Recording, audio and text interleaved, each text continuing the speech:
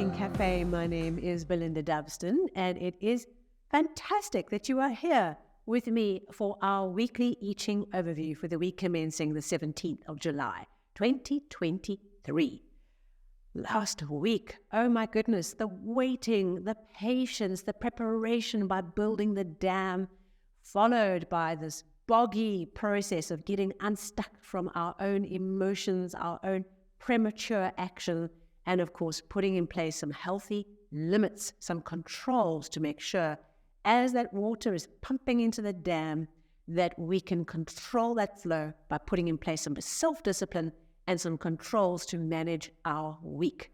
What happened for you? Wow, it was really an interesting week for me, and I hope that for you, there was something from last week's episode that sat in your mind, and that when you faced this patience issue, impatience and frustration, you went, I Ching. Right, how do I master this moment? How do I work with this moment right now? Yes, I need to prepare, I need to get ready, and I need to put in place the controls to support me. I often find that sometimes the issue emerges into your awareness during the week related to the hexagrams, but not necessarily where the issue was created, but a facet of it comes up, and the I Ching brings a tool to address a particular facet of what you're working on in that week. Really fascinating how the synchronicity of how this process connects us all together. It's really exciting to be bound together in this journey, right? So this week, what are we being asked to pay attention to? Where should our focus be to maximize this week? And there's going to be a lot of action because we have 3 changing lines. Okay, not as hardcore as 4, but we've got 3 changing lines. And our first hexagram for this week is hexagram 63, after completion. This, although it is the second last hexagram of the set, represents the finishing of the finishing, okay? It is the completion of the process. It is the end of the cycle. So the opportunity this week is to finish what we're doing and to finish it well, okay? That's what we're doing. We're learning how to be great finishers. And there is this wonderful saying, it's not how you start, it's how you finish.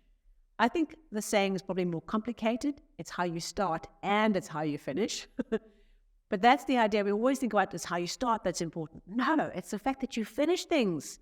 We must become experts at finishing things at the right time and in the right way. So this week, our overall theme is to focus on the incomplete things that we are completing. And when we approach them, we need to continue completing them in the way that we had already started completing them. Oh, that's a complicated set of ideas right there.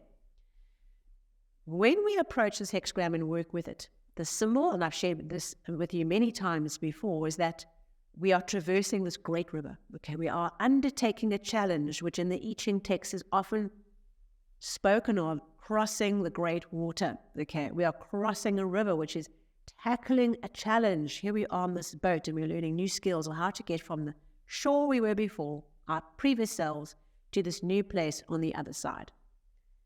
What we don't do when we are trying to cross, okay, this very intense river, is as we get to the last third, which is the completion, right? This hexagram, the last third of the river. We have our target in mind, we have our crew, we have a plan, and we are in this last third of completion. This is not the time to change the plan, okay? This is not the time to say, maybe we should go to that bank. That looks like an easy landing. There's a sense here with this hexagram that the finishing process you are doing, you keep doing that, okay? It's maintaining the status quo of the finishing process. We don't change direction in the last moment. So this is an opportunity for us to release energy. I often see unfinished projects, work, to-dos, household DIYs, whatever it is, as being like little tendrils of energy. Right? And every single thing we have that's incomplete has this tendril of energy attached to it, right? And the more we are not mastering the finishing muscle, the more we have all these tendrils of energy tied into unfinished things. My experience with people who are habitual non-finishers is that exhaustion is what comes because the finishing is not happening. We're not finishing the cycle, closing the project, releasing the energy, and bringing that energy back in. And often if you have this challenge, okay, we all have a challenge, but if you are a non-finisher, one of the best things you can do is get really good at closing things off, which can also be saying no to things. Doesn't mean pursuing something to the end degree. Sometimes we say yes to things that are not ours. So this week, things related to finishing, completion, closing off, endings, the death of something, okay, symbolically speaking, these are all things that are going to come up at us through the soup, right? Through the quantum soup, bubble up. Okay, these ideas bubbles up and brings us a way of focusing on what's really important this week. Finish, finish, finish. Make a hit list of the top 5 things that have been lurking, that are unfinished, that are critical. Finish them and you will be amazed at the energy that flows to you. Okay, we can do this. I have lots of unfinished business that I need to take care of, so I'm going to have my hands full just like you.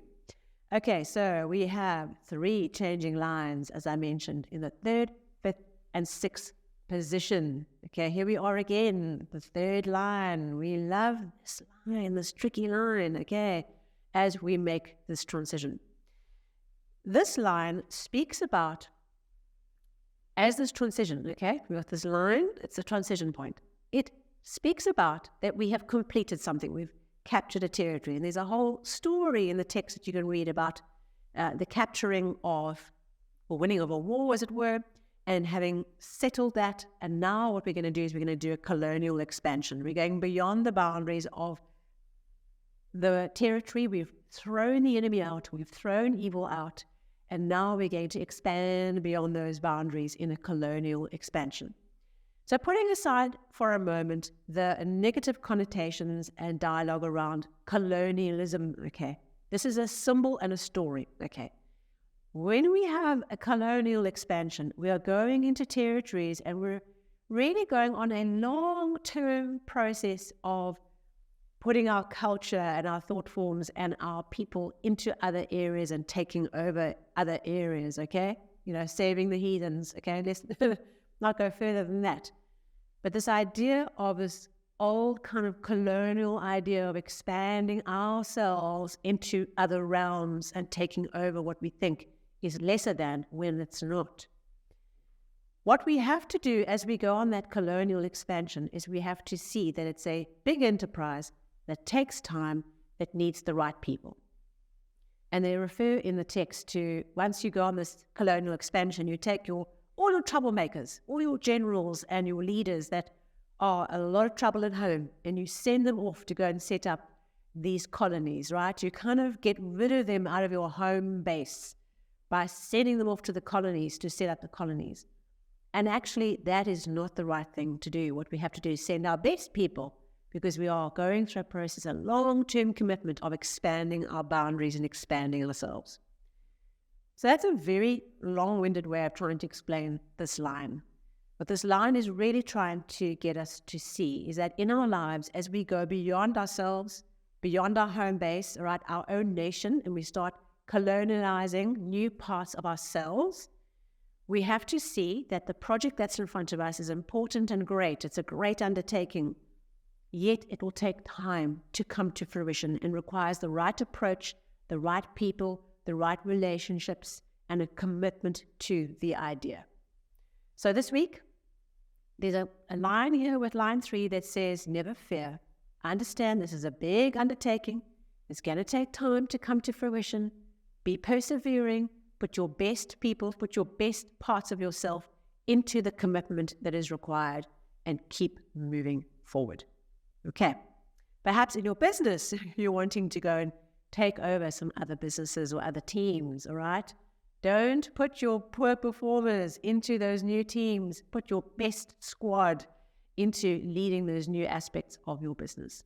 Okay, when we look at line 5 talks about this idea. Remember, it's a strong position. Line 5 is often quite strong.